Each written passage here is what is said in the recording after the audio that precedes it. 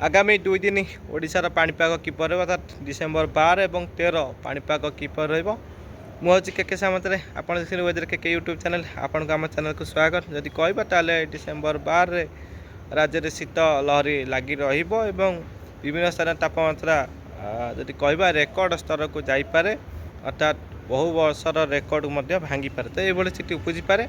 ता सहित जदि कहबा ताले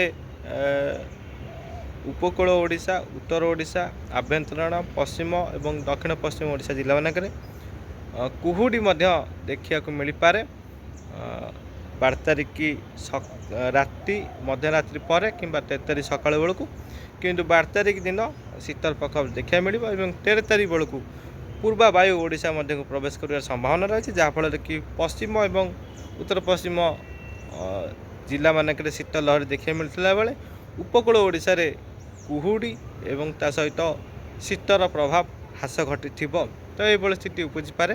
तो आगामी 2 दिन यदि कह 12 शीत 13 सामान्य शीत कम अनुभूत हो कुहुड़ी प्रभावित करें 13 तारिख दिन।